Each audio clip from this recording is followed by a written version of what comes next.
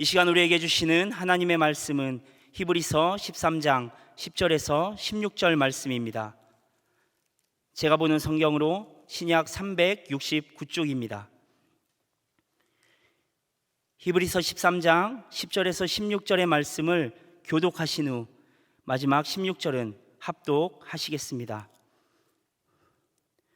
우리에게 제단이 있는데 장막에서 섬기는 자들은 그 제단에서 먹을 권한이 없나니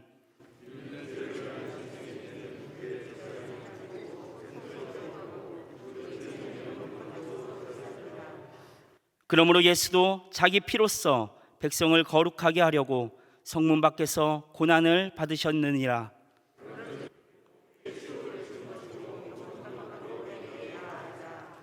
우리가 여기에는 영구한 도성이 없으므로 장차 올 것을 찾나니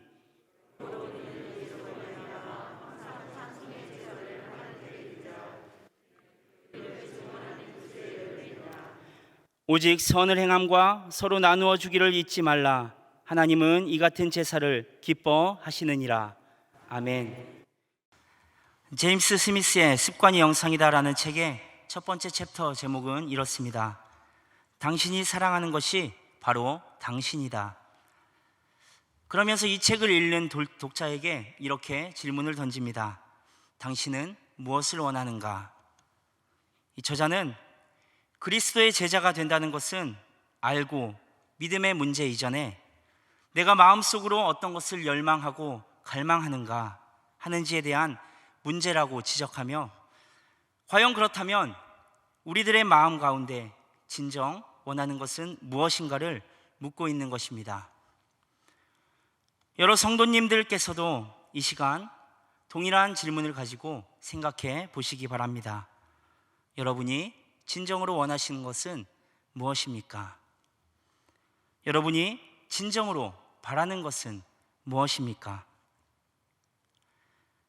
우리 마음속에 깊은 곳에 있는 진실로 정직하게 답하고자 한다면 이 질문은 결코 쉽고 만만한 질문은 아닐 것입니다. 요한복음 1장에는 예수님의 공생애가 시작되는 장면이 기록되어 있습니다. 많은 제자들이 예수님을 따르기로 작정하고 또 실제로 따르기도 합니다. 그 중에 한 장면을 함께 읽었으면 합니다. 요한복음 1장 35절에서 38절의 말씀을 우리 한 목소리로 읽어보겠습니다. 또 이튿날 요한이 자기 제자 중 두 사람과 함께 섰다가 예수께서 거니심을 보고 말하되 보라 하나님의 어린 양이로다. 두 제자가 그의 말을 듣고 예수를 따르거늘 예수께서 돌이켜 그 따르는 것을 보시고 물어 이르시되 무엇을 구하느냐? 이르되 랍비여 어디 계시오니이까 하니 랍비는 번역하면 선생이라. 예수께서 세례를 받으셨는데 그때 하늘로부터 비둘기 같은 성령이 내려와서 예수님께 머물렀다라고 하고 있습니다. 주변에 있던 모든 사람들은 그것을 목격하지 않았겠습니까? 그 사람들 중에는 물론 예수님께 세례를 베푼 요한도 포함되어 있을 것입니다. 예수님께 내려와 머문 그 비둘기 같은 성령을 본 요한은 요한복음 1장 33절에서 이렇게 고백합니다. 나도 그를 알지 못하였으나 나를 보내어 물로 세례를 베풀라 하신 그이가 나에게 말씀하시되 성령이 내려서 누구 위에든지 머무는 것을 보거든 그가 곧 성령으로 세례를 베푸는 이인 줄 알라 하셨기에, 나를 보내셔서 세례를 줄 권한을 주신 분께서, 물론 이 권한을 주신 분은 하나님이시죠. 그분께서 말씀하시길 성령이 내려와 한 사람 위에 머무는 것을 볼 텐데 그가 바로 성령으로 세례를 베풀 자다라고 알려주셨다는 거예요. 그런데 나는 그것을 보았다. 그가 바로 예수다라는 것입니다. 그것이 바로 예수, 그 예수 그리스도가 하나님의 아들이라는 증거고 이것은 더 이상 의심의 여지가 없는 확실한 것이다 라고 선포하고 있는 것이죠. 그 후에 요한은 자기가 본 것을 더 많은 사람에게 증언하지 않았겠습니까?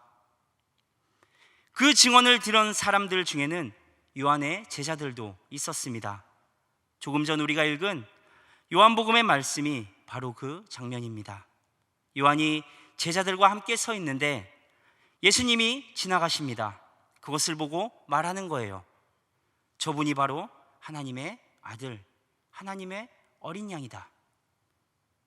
저분이 바로 그리스도다. 그 말을 들은 제자들이 이제 예수님을 따르고자 찾아가는 것입니다. 자신을 따르고자 찾아온 요한의 두 제자에게 예수님께서 물으십니다. 무엇을 구하느냐라고 말입니다. 이 예수님의 질문, 무엇을 구하느냐, 이것을 기억하고 또 다른 이야기를 하나 더 보고자 합니다. 요한복음 21장의 말씀입니다. 함께 읽겠습니다. 그들이 조밥 먹은 후에 예수께서 시몬 베드로에게 이르시되 요한의 아들 시몬아, 내가 이 사람들보다 나를 더 사랑하느냐 하시니 이르되 주님 그러하니이다. 내가 주님을 사랑하는 줄 주님께서 아시나이다. 이르시되 내 어린 양을 먹이라 하시고, 앞에서 본 요한복음 1장의 말씀이 예수님 공생애의 시작 즈음에 있었던 일이라면 지금 읽은 요한복음 21장은 예수님께서 이 땅에서의 모든 사역을 마치시고 마지막으로 제자들에게 나타나신 그 장면, 이제 그래서 그들을 일깨우시고 새로운 사명의 길을 부여하시는 마지막 자리라고 할 수 있습니다. 우리가 너무나도 잘 알고 있듯이 예수님께서 십자가에 달리시기 전에 제자들과 함께 마지막 식사를 하시는 자리에서 베드로에게 말씀하시거든요. 해가 밝기 전에, 닭이 울기 전에 너는 3번 나를 모른다고 부인할 것이다. 물론 베드로는 절대 그러지 않겠노라 큰 소리로 다짐했지만 우리가 다 알듯 결과는 어떻습니까?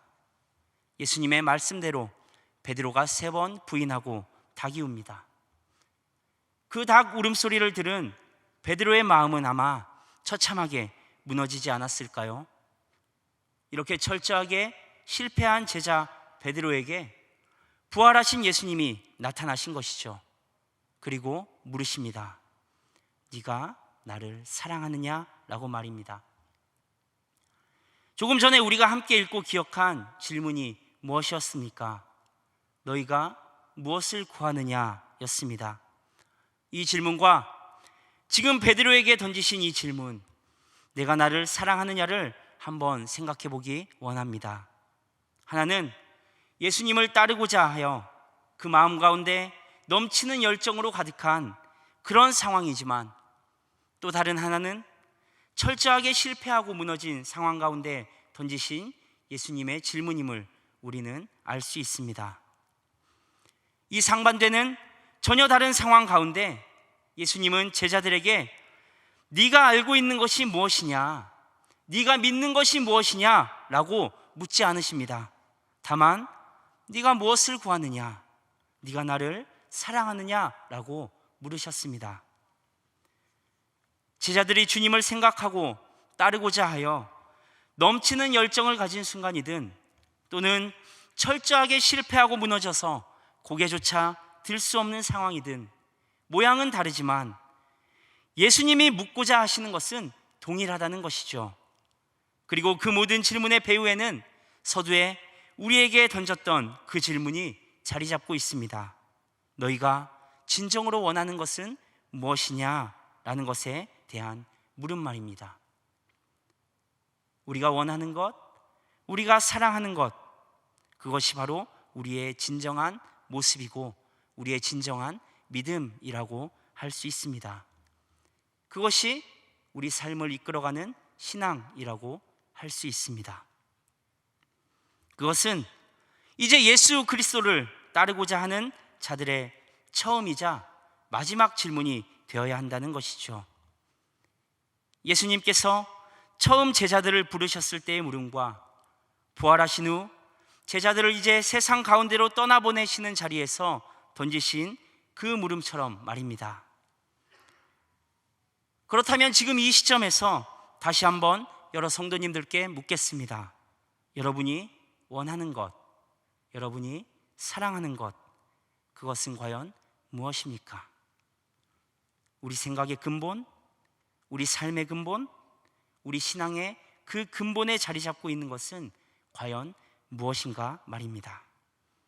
여러 성도님들이 간절히 바라는 그것은 무엇입니까? 우리는 흔하고도 쉽게 말합니다. 주님께서 우리의 모든 것을 알고 계신다고 말입니다. 맞습니다. 귀한 고백입니다. 아무나 할 수 있는 그런 고백도 아닙니다. 주님은 우리의 모든 것을 아시지요. 그런데 참으로 신실하고 믿음 좋게 보이는 이 고백, 이 주님께서 다 아신다는 이 고백이 때로는 너무나 이기적이고 우리의 욕심을 채우기 위한 거짓 고백이 될 수도 있다는 것이 우리 신앙의 놀라운 아이러니라고 할 수 있습니다. 너희가 원하는 것이 무엇이냐라는 주님의 물음에 내가 원하는 것만을 쏟아내며 우리의 욕심을 드러내는 말이 될 수도 있다는 것을 우리는 경계해야 하는 것이죠. 그저 우리가 바라는 것을 다 토해낸 이후에 혹시나 내가 잊고 기도 안 한 것이 있으면 이루어지지 않을까 하는 불안한 마음에 주님 다 아시지요. 또는 이것저것 일일이 구하며 기도하는 것조차 번거롭고 어려우니 주님 다 아시지요. 우리의 모든 것을 아시는 주님이 제가 구하지 않은 것까지 모두 아시고 주실 줄 믿습니다. 당연히 기도했으니 응답하고 이루어 주실 것도 미리 감사드립니다. 와, 기도 열심히 하네. 하나님이 다 아신다는 고백까지 하는 것을 보니 믿음도 참 좋네.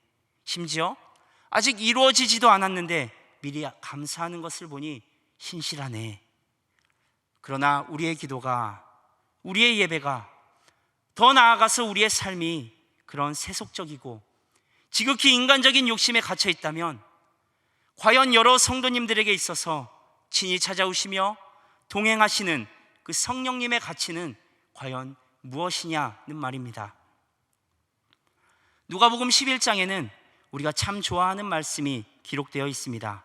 9절에서 10절입니다. 내가 또 너희에게 이르노니 구하라 그러면 너희에게 주실 것이요 찾으라 그러면 찾아낼 것이요 문을 두드리라 그러면 너희에게 열릴 것이니 구하는 이마다 받을 것이요 찾는 이는 찾아낼 것이요 두드리는 이에게는 열릴 것이니라. 구하라 그러면 너희에게 줄 것이다. 구하는 이마다 받을 것이다. 찾으라 그러면 찾을 것이다. 찾는 이마다 찾을 것이다. 두드리라 그러면 열릴 것이다. 두드리는 이에게는 반드시 그 문이 열릴 것이다. 굉장히 기대되고 설레이는 말씀 아니겠습니까? 심지어 아직 기도해서 응답받아 본 경험이 단 한 번도 없다 할지라도 구하면 주신다고 하니 언젠가 대박 한번 크게 터질 로또처럼 우리에게 어떤 도전과 희망을 주는 메시지가 될 수 있는 것이죠. 그러면서 11절 이하를 계속 읽어가면 이런 기대가 더 고조됩니다. 11절, 12절입니다. 너희 중에 아버지 된 자로서 누가 아들이 생선을 달라 하는데 생선 대신에 뱀을 주며 알을 달라 하는데 정갈을 주겠느냐. 아버지가 아들이 생선을 달라고 하는데 결코 뱀을 주지 않는다. 알을 달라고 하는데 정갈을 주는 아버지는 절대 없다. 아무리 악한 자라도 자기 자식에게는 좋은 것을 주고자 하는 것이 아버지의 마음이다. 그리고 주님 뭐라고 하십니까? 너희는 내 자녀고 나는 너희의 아버지다 말씀하시잖아요. 기대되지 않습니까? 대체 얼마나 좋은 것을 주시려고 이렇게까지 서두가 거창하냐는 말입니다. 그런데 13절을 읽는 순간 그런 우리의 기대는 산산이 무너집니다. 13절 함께 읽어볼까요? 너희가 악할지라도 좋은 것을 자식에게 줄 알거든 하물며 너희 하늘 아버지께서 구하는 자에게 성령을 주시지 않겠느냐 하시니라. 악한 자도 자식에게는 좋은 것을 줄 안다. 여기까지는 참 좋습니다. 그러면서 너희가 구하는 것은 내가 아버지의 이름으로 뭐든 주마 라고 말씀을 마치시면 참 좋을 텐데 그러지 않으셨습니다. 뭐라고 하십니까? 너희 하늘아버지께서 구하는 자에게 성령을 주시지 않겠느냐. 너희에게 성령을 주마 말씀하셨어요. 김이 팍 세지 않습니까? 고작 성령? 내가 말하는 것은 그게 아닌데, 사업도 잘 돼야 하고, 자식들 취업도 해야 하고, 결혼도 해야 하고, 돈도 더 많이 벌어야 하고, 해야 할 일, 하고 싶은 일이 너무나도 많은데 너의 꿈을 이뤄주마. 네가 원하는 것이 뭐냐? 무엇이든 기도하는 대로 들어주마. 그것이 아닌 고작 성령? 아닐 거야. 그럴 리 없어. 그렇다면 난 13절은 못 읽은 것으로 12절까지만 묵상해야겠다. 그리고 다시 기도해야지. 주님 다 아시지요. 이것이 솔직한 우리의 모습 아닐까요? 네가 무엇을 원하느냐라는 물음에 성령님 오십시오, 대신 양손은 무겁게, 또 우리에게 주실 마음의 부담은 가벼울수록 좋겠습니다 라고 기도하는 것 말입니다. 오늘 본문은 우리가 가져야 하는 신앙의 본질과 그로 인해 우리에게 주어진 삶의 축복에 대해 이야기해주고 있습니다. 본문 10절, 11절을 다시 한번 읽겠습니다. 우리에게 제단이 있는데 장막에서 섬기는 자들은 그 제단에서 먹을 권한이 없나니, 이는 죄를 위한 짐승의 피는 대제사장이 가지고 성소에 들어가고 그 육체는 영문 밖에 불사름이라. 여기에서 나타나는 이 제단은 죄의 속량을 위해 성소에서 드려지는 제사가 이루어지는 곳입니다. 죄를 대속하기 위해 그 짐승을 잡아 피를 이 제단 위에 뿌리는 것이죠. 그 피가 뿌려질 때 그 피를 뿌린 자에게 한시적이지만 속죄의 은혜가 주어졌습니다.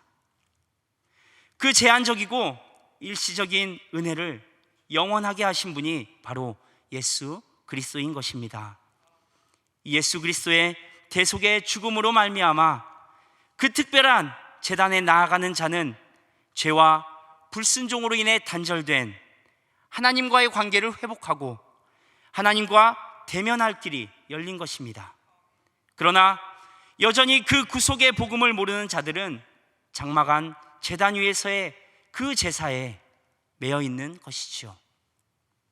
보여지는 행위는 있지만 그 안에 본질은 없다는 것입니다. 피를 흩뿌리며 그 안에서 자유를 꿈꾸지만 여전히 죄악 가운데 묶여 있는 것입니다. 여러분, 우리의 신앙이 이와 마찬가지일 수 있습니다. 기도하고 예배드리고 찬양하고 묵상하며 하나님을 찾는 듯 하지만 우리의 마음바닥 저 깊은 곳에 깔린 그 근본적인 동기에 한번 집중해 보십시오. 내가 기도하는 이유는 과연 무엇인가? 내가 예배드리는 이유는 과연 무엇인가?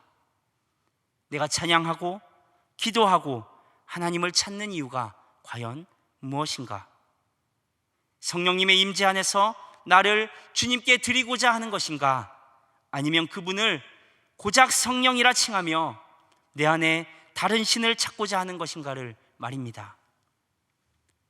하나님께 속죄의 은혜를 간구하지만 여전히 익숙한 영문 안에서의 거룩한 모양만 갖춘 제사와 우리의 신앙이, 우리의 예배가 같아서는 안 될 것입니다. 그것과 같을 수 없습니다. 계속해서 12절부터 14절까지 함께 읽겠습니다. 그러므로 예수도 자기 피로써 백성을 거룩하게 하려고 성문 밖에서 고난을 받으셨느니라. 그런즉 우리도 그의 치욕을 짊어지고 영문 밖으로 그에게 나아가자. 우리가 여기에는 영구한 도성이 없으므로 장차 올 것을 찾나니. 선택해라. 대속의 영원한 은혜를 위해 죄 속에 파묻혀 있는 우리를 거룩하게 하려고 성문 밖에서 고난을 당하신 예수 그리스도를 따라 이제 우리도 그 치욕을 등에 메고 영문 밖으로 나가 그 은혜를 마주할 것인지, 아니면 여전히 익숙하고 편안한 우리의 일상 가운데 거룩의 모습은 있지만 속은 텅 빈 껍데기만 바라고 살 것인지 선택해라. 우리에게 외치고 있는 말씀인 것입니다. 여러분, 마주한다는 게 어떤 것일까요? 얼굴을 맞대고 서로 대면한다는 것이잖아요. 그런데 내가 이 상대방에게 잘못한 것이 있다면, 그것도 아주 큰 잘못이라면 그 마주함이 얼마나 어색하고 어렵겠습니까? 그렇다면 우리가 하나님을 마주한다는 것, 마냥 즐거운 일은 아닐 것 같습니다. 하나님 앞에 서서 그분을 대면하여 마주한다면 얼마나 두려울까요? 모든 것을 다 하시는 그 주님을 마주한다는 것은 우리의 소원을 다 하시고 이루어 주시는 하나님을 만난다는 말이 아닙니다. 우리가 가진 이 마음속의 모든 더러움과 추악함과 정말 우리의 입으로 차마 고백조차 하지 못할 그 모든 죄를 다 아시는 그 하나님을 대면한다는 것입니다. 얼마나 두려울까요? 그래서 특히 요즘 같은 시대에 그리스도인이 된다라는 것에는 정말 큰 용기가 필요하지만 거기서 끝이 아닌 것이죠. 그 이후에 우리가 진짜 그리스도인이 되어가는 것에는 하나님을 대면할 그보다 더 큰 용기가 필요한 것입니다.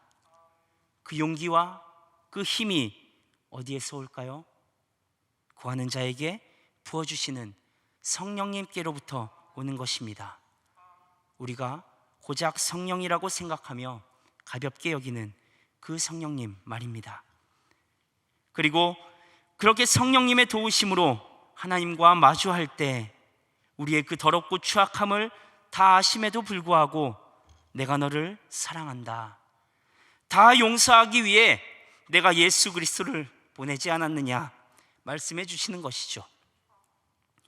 그것이 우리에게 주어진 가장 좋은 것, 가장 큰 은혜 아니겠습니까? 구하는 자에게 반드시 주시겠다 약속하신 성령님 말입니다. 그리고 그것이야말로 영원한 것입니다.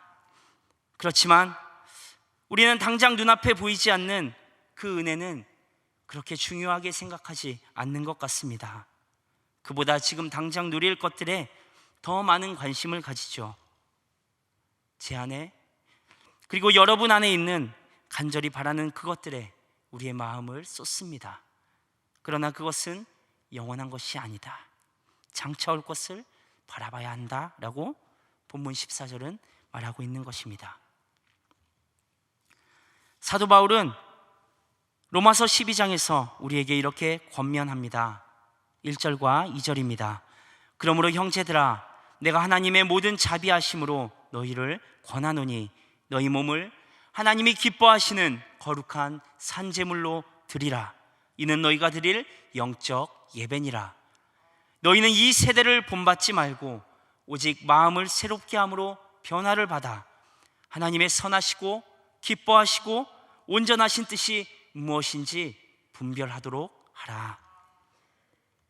하나님의 자비하심의 은혜를 구하기 위해 이 세대를 본받지 말고 너희의 마음을 새롭게 함으로 하나님이 기뻐하시는 뜻이 무엇인지 분별해라.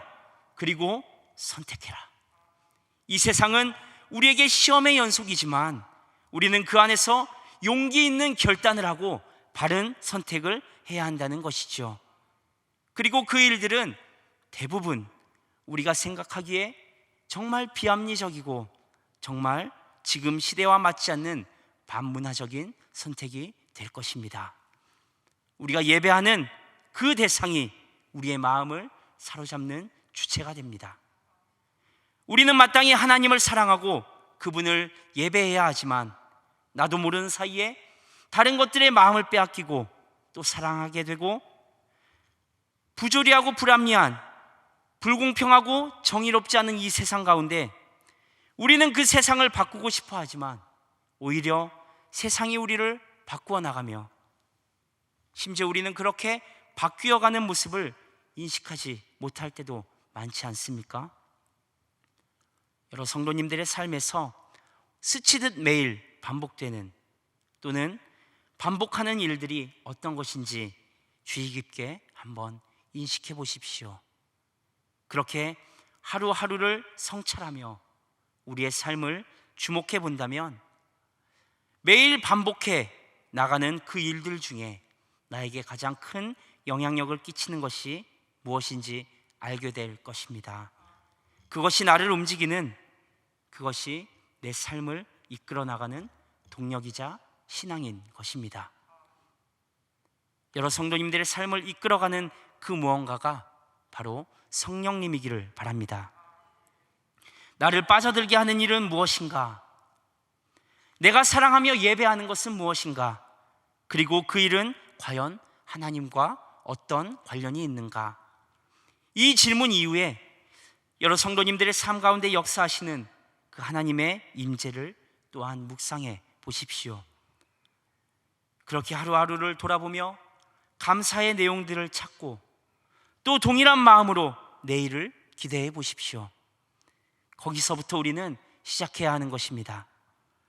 그런 하나님을 인식하며 대면하는 일부터 시작할 때 우리 마음으로부터 힘겨워했던, 또는 심지어 비판하며 거부하기까지 했던 하나님께서 우리에게 요구하시는 일의 모든 이유를 알게 될 수 있는 것입니다.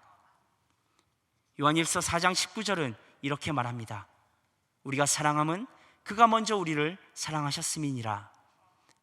우리가 아직 하나님과 원수되었을 때 하나님께서 먼저 우리를 사랑해 주셨다는 것이 우리가 하나님을 사랑할 수 있는, 그것을 가능하게 하는 은혜인 것이고, 그것을 깨달은 자들만이 이제 오늘 본문 15절 16절에 나타나는 하나님이 기뻐하시는 은혜의 제사로 나아가는 것이죠. 15절 16절 함께 읽습니다.